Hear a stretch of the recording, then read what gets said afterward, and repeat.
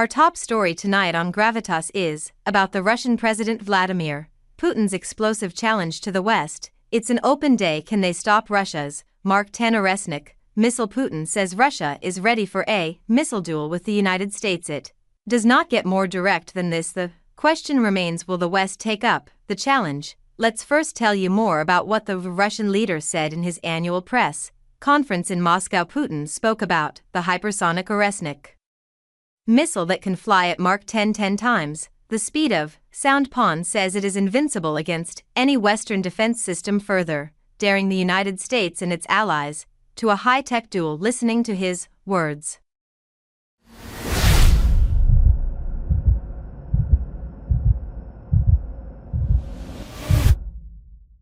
There is no chance to shoot down these missiles. Well, if these Western experts you mentioned think so that Oreshnik can be shot down, we propose them, and those in the West and the United States who pay them for their analysis, to conduct some kind of technological experiment, a high-tech jewel of the 21st century. Let them name some object, let's say, and concentrate all their air defense and missile defense forces there, and we will hit it with Oreshnik and see what happens. We are ready for such an experiment. Is the other side ready?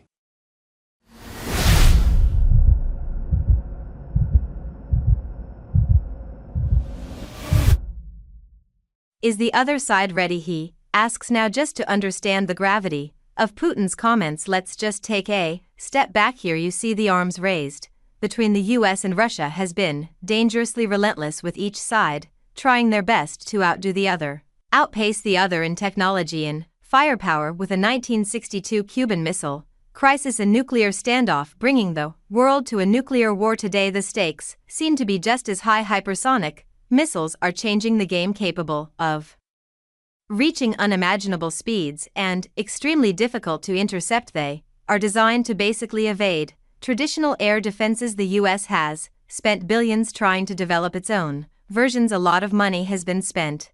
According to Putin, Russia's Oreshnik missile is invincible. He says modern air defense systems cannot intercept such missiles. That's impossible, he says, adding, as of today, there are no means of counteracting such a weapon, according to him.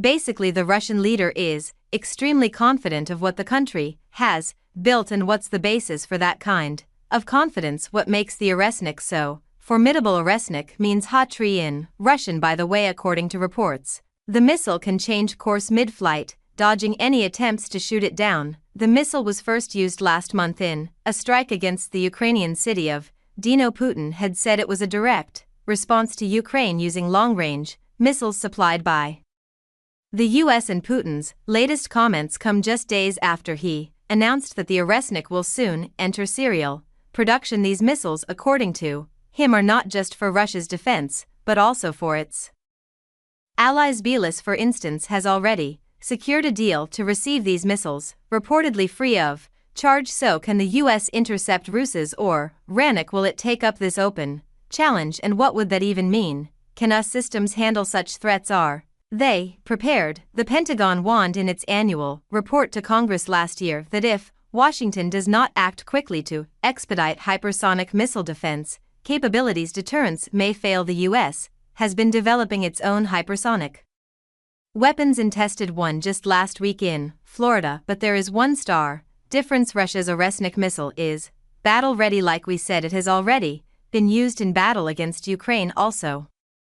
Putin's message wasn't just about the Oreshnik. He also doubled down on Russia's broader military strategy, particularly in Ukraine, stating that Russia has the strength and the resources to quote-unquote restore all its historical territories, including Donbass and Novorossiya, further saying that Russia is making daily advances on the Ukrainian front lines and promising that all the occupied regions would be fully restored. Listen in.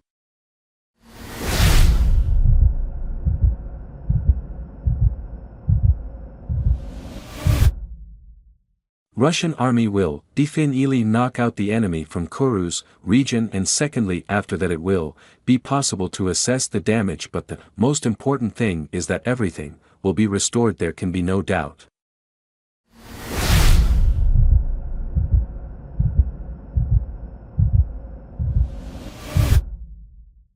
Not just that, Putin also reiterated Russia's right to use nuclear weapons if its sovereignty is threatened.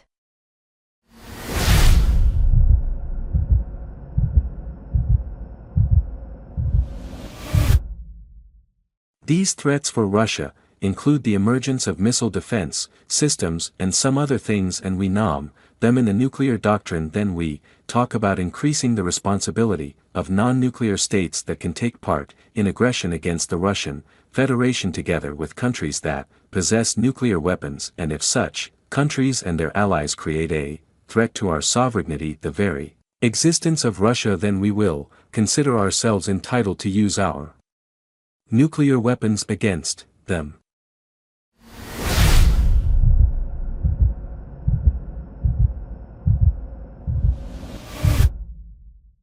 Putin's statements have far-reaching implications, trying to label Russia as a global force to be reckoned with, the country that will not be outmatched in this context. The Oreshnik missile is more than just a weapon, it's a declaration that Russia is ready to take on the West, not just in Ukraine but on the global stage. Is the West ready is the big question. Is it underestimating Russia's military might? Can it afford to do that? And most importantly, what is America's strategy at this point? Does it have what it takes?